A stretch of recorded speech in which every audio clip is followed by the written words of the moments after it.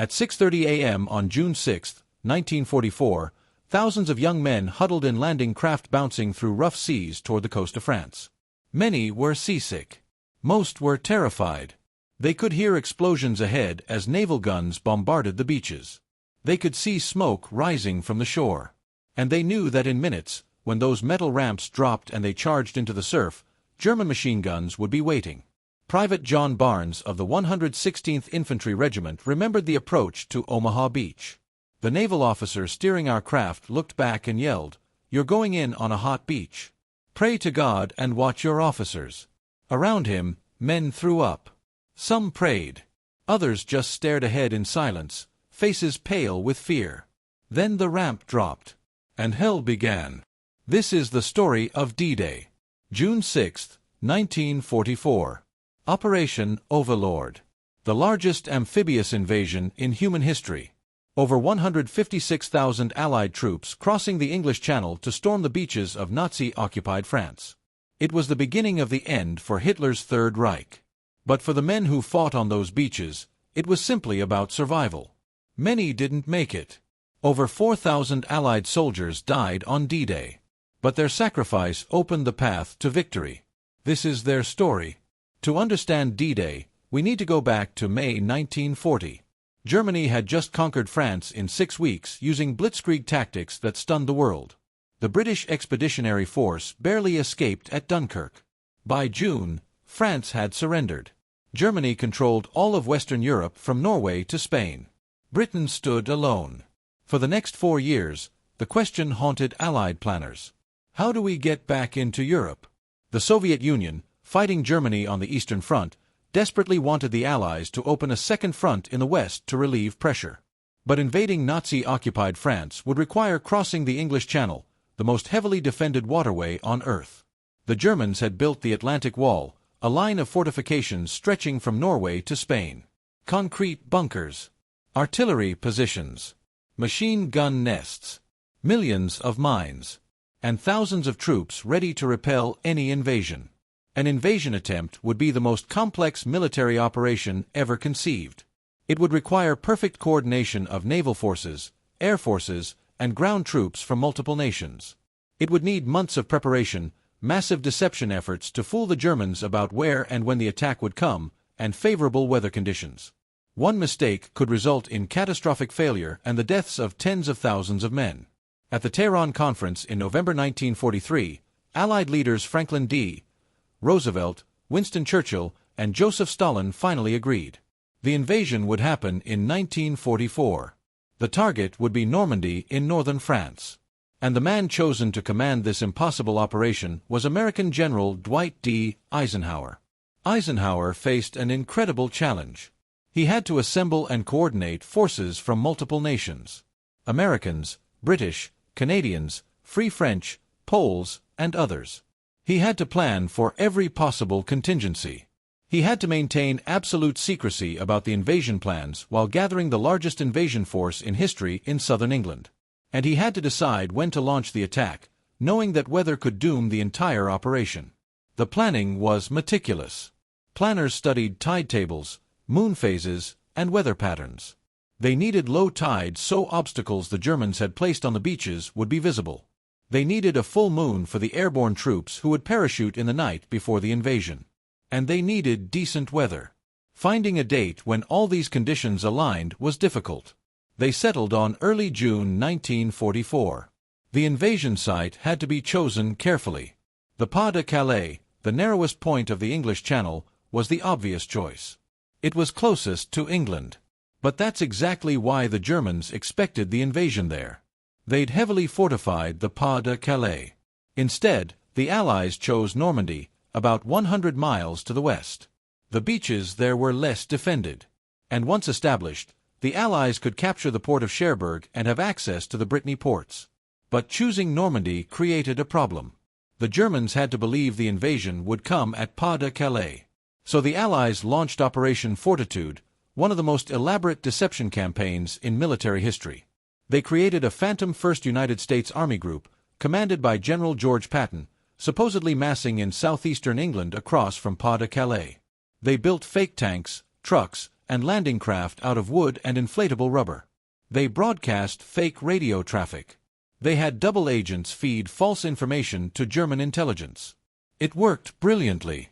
Even after D-Day, Hitler remained convinced that Normandy was a feint and the real invasion would still come at Pas de Calais. He kept entire divisions stationed there for weeks, divisions that could have reinforced Normandy and potentially stopped the invasion. As spring turned to summer in 1944, southern England became one massive military camp. Over 2 million troops poured into assembly areas. Tanks, trucks, jeeps, artillery pieces, supplies, everything needed for the invasion filled warehouses and staging areas. The soldiers trained constantly, practicing amphibious landings, learning to work together, preparing for what everyone knew would be the most important battle of the war. The 5 invasion beaches were given code names. From west to east, they were Utah and Omaha for the Americans, Gold and Juno for the British and Canadians, and Sword for the British. Each beach had different characteristics, different defenses, different challenges. The plan called for landing 5 divisions simultaneously across 50 miles of coastline. Never before had anything like this been attempted. The invasion was scheduled for June 5, 1944. But on June 4, the weather turned terrible. High winds, rough seas, low clouds. Eisenhower faced an agonizing decision. Postpone and risk losing the element of surprise? Or proceed and risk disaster in the storm? He postponed for 24 hours. Then, on the evening of June 5, his chief meteorologist predicted a brief window of better weather on June 6. It wouldn't be ideal, but it might be good enough. Eisenhower made the most important decision of his life. He turned to his commanders and said, "Okay, let's go." The invasion was on. That evening, Eisenhower visited the 101st Airborne Division as they prepared to board their aircraft. These men would be among the first into France, jumping behind enemy lines in the darkness to secure key positions and disrupt German reinforcements. Eisenhower knew many of them wouldn't survive. He walked among them, shaking hands, wishing them luck. A photographer captured the moment. The photograph shows Eisenhower's face. He looks tired, worried, carrying the weight of what he'd just ordered these men to do. At 11 p.m. on June 5, the first aircraft took off carrying airborne troops. Over the next few hours, more than 13,000 American and British paratroopers would jump into Normandy. The drops were chaotic.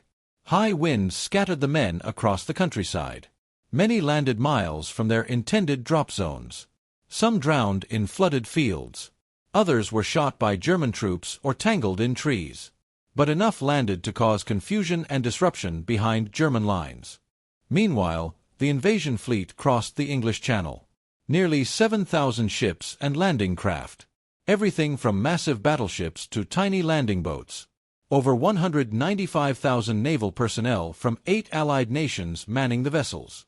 It was the largest naval armada ever assembled. And aboard those ships were 156,000 soldiers preparing to storm the beaches. At dawn on June 6, the bombardment began. Battleships and cruisers offshore opened fire on German positions. Naval guns hurled thousands of shells at bunkers and artillery positions. Allied aircraft dropped bombs on beach defenses. The noise was deafening. The Germans scrambled to respond, but the weather had convinced many commanders that no invasion could possibly happen in such conditions. They were wrong. At 6:30 a.m., the first wave hit Utah Beach. The 4th Infantry Division landed slightly off target due to strong currents. But this mistake turned out to be fortunate. They'd landed in a less heavily defended area. Brigadier General Theodore Roosevelt Jr., the 56-year-old son of President Theodore Roosevelt, was in the first wave. He walked the beach under fire, assessed the situation, and made a critical decision. "We'll start the war from right here," he declared. The troops would push inland from where they'd landed rather than try to reposition. Utah Beach was secured relatively quickly with only 197 casualties out of 23,000 men who landed there. But at Omaha Beach, 5 miles to the east, hell was unfolding. The 1st and 29th Infantry Divisions hit Omaha at 6:30 a.m. And immediately, everything went wrong. The pre-invasion bombardment had mostly missed the German positions. The defenders were still there, still armed, still ready. The rough seas caused many of the amphibious tanks to sink before reaching shore. The men who made it to the beach found themselves in a killing zone. Omaha Beach was a crescent-shaped stretch of sand backed by steep bluffs. German bunkers on those bluffs had perfect fields of fire covering the entire beach. Machine guns, mortars, and artillery raked the landing craft as their ramps dropped. Men jumped into chest-deep water weighted down with equipment. Many drowned immediately. Those who made it to the sand were pinned down by withering fire. The beach became a slaughterhouse. Bodies floated in the surf. The wounded lay screaming in the sand. Officers and sergeants were killed trying to rally their men. Entire units were decimated within minutes of landing. Lieutenant Colonel Bill Friedman later said, "If you stayed there, you were going to die. We just had to try to get to the bottom of the cliffs on which the Germans had mounted their defenses. 4 hours, it seemed the invasion at Omaha might fail completely. Men huddled behind beach obstacles, pinned down, unable to advance. More landing craft kept arriving, bringing more troops into the chaos. The surf was red with blood.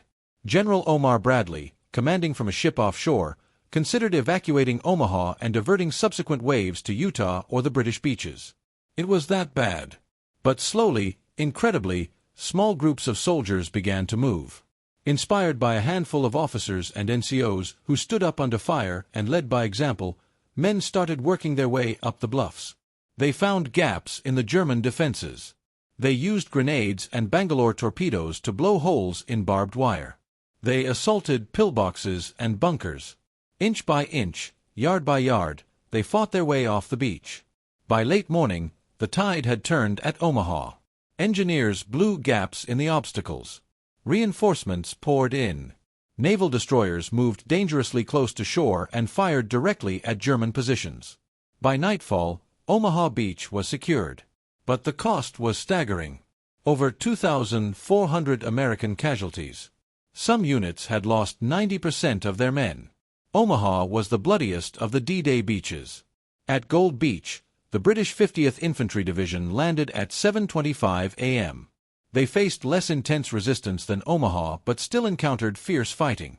German strongpoints had to be assaulted and cleared one by one. By the end of the day, the British had pushed several miles inland. At Juneau Beach, Canadian forces faced some of the worst conditions of D-Day. Rough seas delayed their landing by 10 minutes, which meant the tide had risen and many of the German beach obstacles were now underwater. Landing craft struck mines and sank.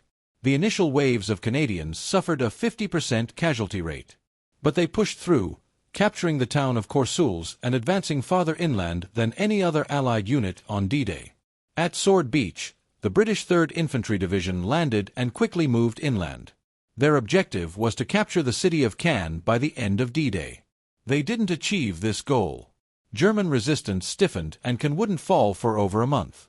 But Sword Beach itself was secured with relatively light casualties. By nightfall on June 6, over 156,000 Allied troops had landed in Normandy. 5 beachheads had been established. The Atlantic Wall had been breached. The impossible had been accomplished. But at a terrible cost. Over 4,000 Allied soldiers were killed on D-Day. Thousands more were wounded.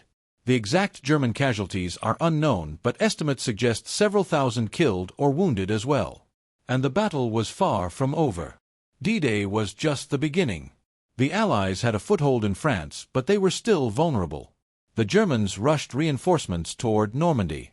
For the next 2 months, brutal fighting raged across the Norman countryside. Hedgerow by hedgerow. Village by village. The Battle of Normandy would ultimately involve over 2 million Allied troops and cost over 200,000 casualties before the breakout in August. But D-Day had succeeded. Hitler's fortress Europe had been breached. The beginning of the end had begun. And it had been made possible by the courage of thousands of young men who charged into machine gun fire because their countries and their generation demanded it. The stories of individual heroism from D-Day are countless. Brigadier General Theodore Roosevelt, Jr., who led troops inland at Utah Beach despite being the oldest man there and suffering from a heart condition, received the Medal of Honor. He died of a heart attack 5 weeks later. Staff Sergeant Ray Lambert of the 16th Infantry Regiment was shot 4 times at Omaha Beach but kept fighting, helping wounded soldiers and refusing to be evacuated. He survived. Private First Class Charles Shea, a Penobscot Native American medic, pulled drowning soldiers from the surf at Omaha Beach while under fire. He saved countless lives. The impact of D-Day on the course of World War II cannot be overstated. It forced Germany to fight a two-front war. With the Soviets advancing from the east and the Western Allies now pushing through France from the west, Germany's defeat became inevitable. By August 1944, Paris was liberated. By March 1945, Allied forces had crossed the Rhine into Germany itself. On May 7, 1945, Germany surrendered. The war in Europe was over. Today, the beaches of Normandy are peaceful. Tourists walk where soldiers once fought and died. The sand is clean. The bunkers are silent. But memorials mark what happened there. The American Cemetery at Omaha Beach contains the graves of 9,388 soldiers. Rows and rows of white crosses and stars of David stretching across perfectly manicured lawns. Each one represents a life cut short, a family shattered, a future stolen. Every year on June 6th, ceremonies are held at Normandy. Veterans return, though their numbers dwindle with each passing year. In 2024, on the 80th anniversary, only a handful of D-Day veterans remained alive. They're over 100 years old now, the last living links to that day. Soon there will be none. But their story must be remembered. D-Day succeeded because ordinary men did extraordinary things. They were teenagers and men in their 20s. Factory workers, farmers, students. Most had never been in combat before. They were terrified. But when those ramps dropped and bullets started flying, they charged forward anyway. They did their duty.